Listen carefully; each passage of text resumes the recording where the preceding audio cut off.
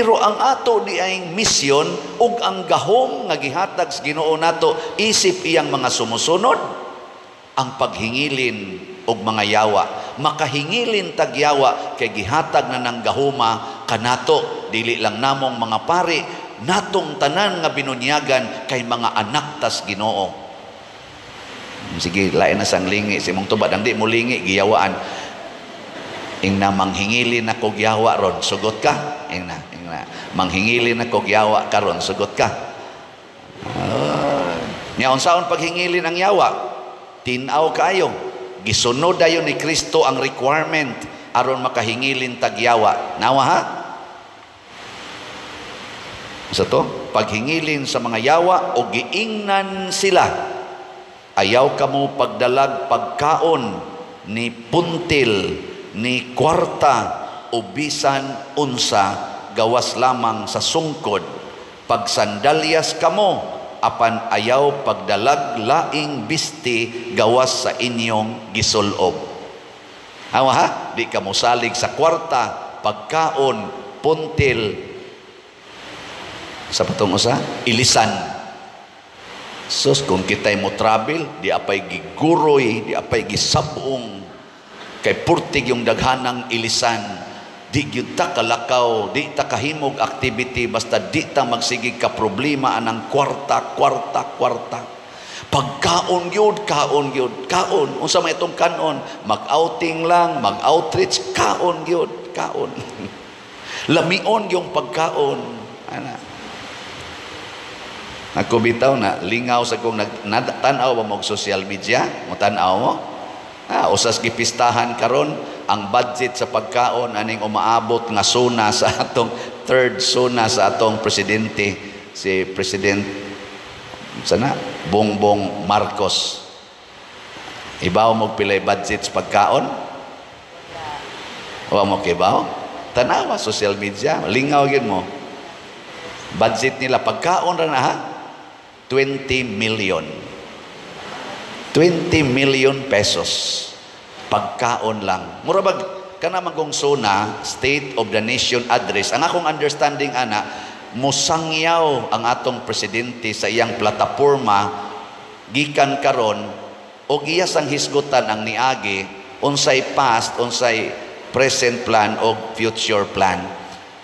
Sangyaw na, ibanghilyo na sa gobyerno, ibanghilyo para sa kaluwasan sa nasod. Wa mo igo sa kang Kristo, kay ang magsasangyaw ni Kristo kinahanglan dili kaayo particular about pagkaon o kwarta.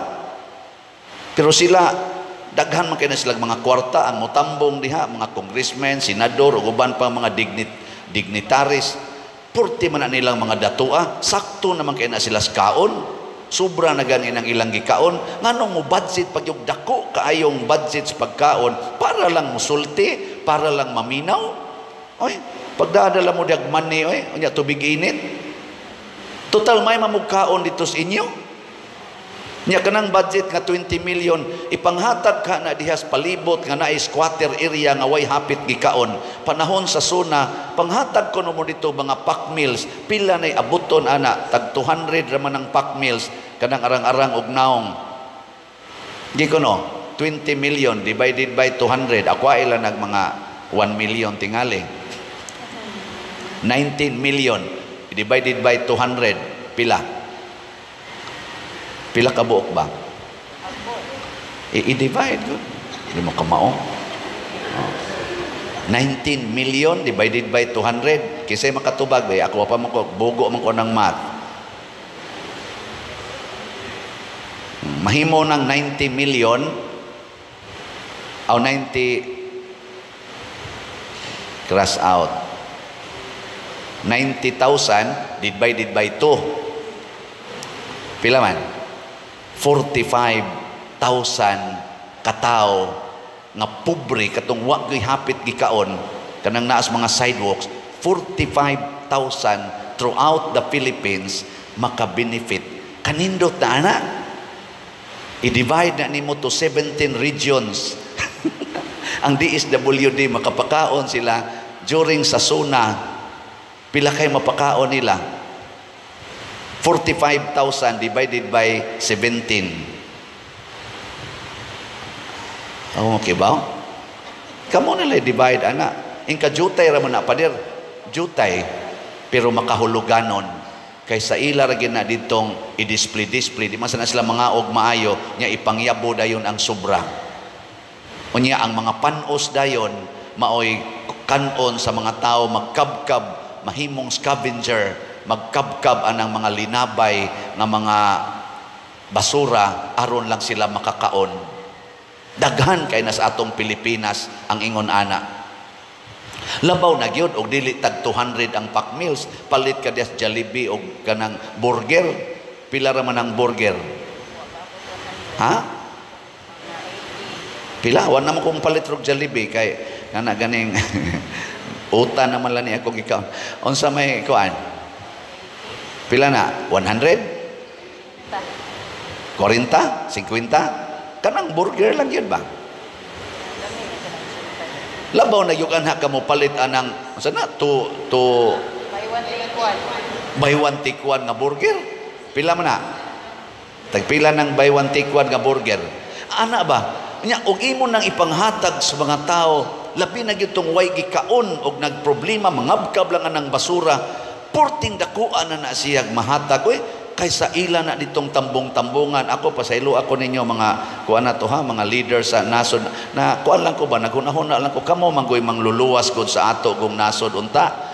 Ipahaom ka nas Ginoo nga dili bitaw kayo particular nga kita ra gyud magsigig kaon ba 20 million just to eat. Pila ka na sila kabuok diya manambong, ibutang talag 3,000 sila kabuok baka murag di man sana sila kaabot og 3,000 diyang magsuna. Kita naman tas mga suna, di man kaabot 3,000. Ambot og tagpila kay budget ana nila. Lisod pasayloa lang ko ninyo kay mga suod man sana na kung pipila diha. Ang ako lang ang pamaagi ni Kristo aron mahimotang maayo, mahimotang manluluwas ug makabuntog og yawa, detachment from all things and persons. Asa man ta mo focus diha ni Kristo. Unsay iyang kinabuhi, unsay iyang gisulti, kanay atong fokusan. Detach from all things and persons. Yuta, balay, kwarta, alahas, gadgets, detach from them. Detach.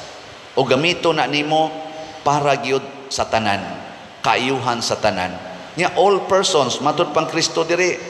Og asa mo pasakon saka didto. Nya balhin sa laing balay.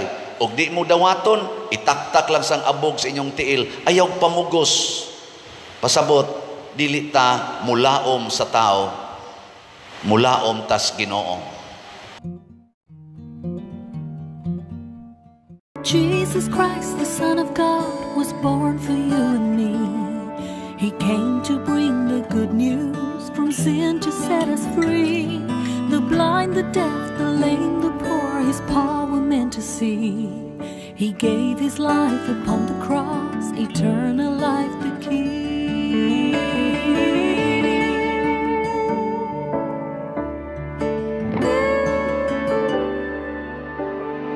He broke bread and shed wine before His agony. We share the body and the blood in His memory. To make His message known is our responsibility. So here we are to pledge our lives to the Lord of eternity.